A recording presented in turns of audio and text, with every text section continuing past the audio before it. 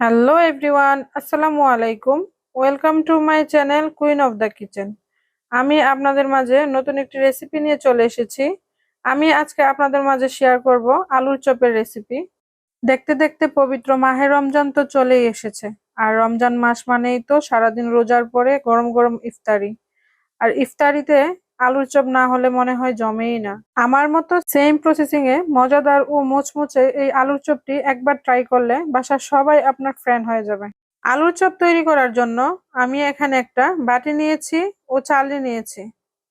দিয়ে দিচ্ছি 1 কাপ পরিমাণে বেসন, হাফ কাপ পরিমাণে চাউলের গুঁড়ো। চাউলের গুঁড়োর পরিবর্তে আপনারা 2 টেবিল চামচ কর্নফ্লাওয়ার ইউজ করতে পারেন। কর্নফ্লাওয়ার বা চাউলের গুঁড়ো অবশ্যই এখানে দিতে হবে। তার কারণ হচ্ছে আলুর চপটা অনেক বেশি ক্রিস্পি হবে। এই দুটো উপকরণ আমি একসঙ্গে চেলে নিয়েছি। অ্যাড করছি কিছু মশলা।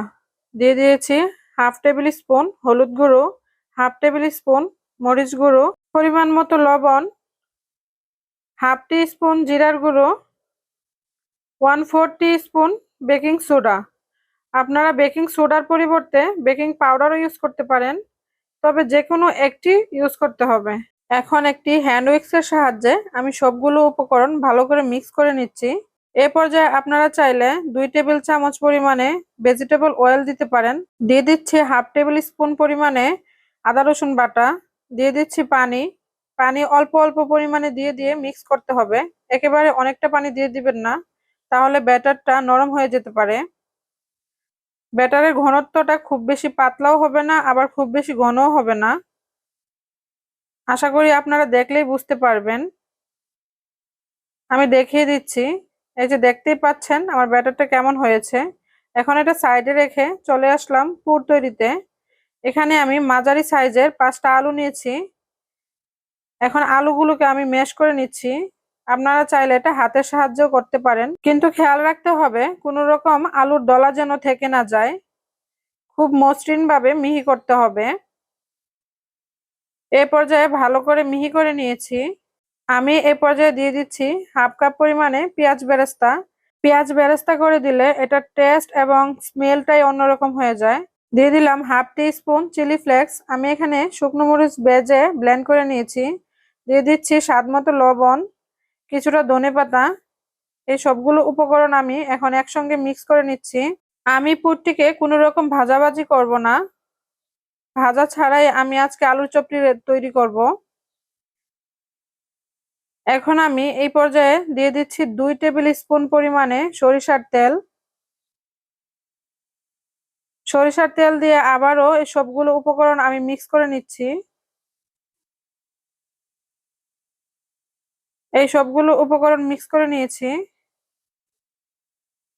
আলুর চপ তৈরি করার জন্য পুরটি রেডি। হাতে কিছুটা তেল দিয়ে নিয়েছি। এখন সবগুলো আলুকে আমি আলুর চপে শেপ দিয়ে নিব।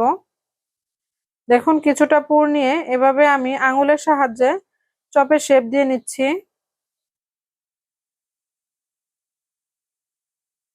এইভাবে আমি আরেকটি আলুর চপ তৈরি করছি। সেম প্রসেসিং এ আমি সবগুলো আলুর চপ তৈরি করব। আলুর চপগুলো একটু পাতলা পাতলা হলে আমার কাছে বেশি ভালো লাগে। আপনারা আপনাদের ইচ্ছে মতো আলুর চপের শেপগুলো দিয়ে নিতে পারেন। এভাবে আমি সেম প্রসেসিং এ সবগুলো চপ রেডি করে নিয়েছি। দেখতেই পাচ্ছেন আমার চপের সাইজগুলো। এখন আমি চুলায় একটি প্যান বসিয়ে চপগুলোকে ভাজতে চলে এসেছি। দিয়ে দিয়েছি পরিমাণ মতো ভেজিটেবল অয়েল। আলুর চপ ভাজতে কিন্তু অনেকটাই তেল লাগবে। এখন আমি পুরটিকে বেসনের গুলাতে ভালো করে কুট করে নিচ্ছি। এরই মাঝে তেল সম্পূর্ণভাবে গরম হয়ে গিয়েছে। একে একে আলুর চপগুলো দিয়ে দিচ্ছি প্যানে। এভাবে আমি একটু আলাদা করে করে সবগুলো আলুর চপ প্যানে দিয়ে দিব। বেশি গাদাগাদি করে দিতে যাবেন না, সেক্ষেত্রে আলুর চপগুলো ভেঙে যাওয়ার সম্ভাবনা থাকবে। আমার প্যানটা বেশ বড়, তাই অনেকগুলো আলুর চপ একসঙ্গে ভেজে নিতে পারছি। চপগুলো এক পাশ কালার চলে আসার পর উল্টে দিচ্ছি। এভাবে আমি আস্তে আস্তে সবগুলো চপ উল্টে দিচ্ছি। দেখুন এক পাশ কি সুন্দর কালার চলে এসেছে। আলুর চপ ভাজতে খুব একটা সময় লাগে না। যেহেতু ভিতরে সবকিছু সিদ্ধ করা আছে। ব্যাস 2 মিনিট মতো ভেজে নিলেই রেডি, অথবা অপেক্ষা করতে হবে পছন্দ মতো কালার চলে আসার। আমি এখানে উল্টে পাল্টে ভালো করে ভেজে নিচ্ছি। চপগুলোকে আমি 2বার করে উল্টে দিচ্ছি সুন্দর একটা কালার আসার জন্য। ব্যাস এরই মাঝে চপগুলো সুন্দর একটি কালার চলে এসেছে।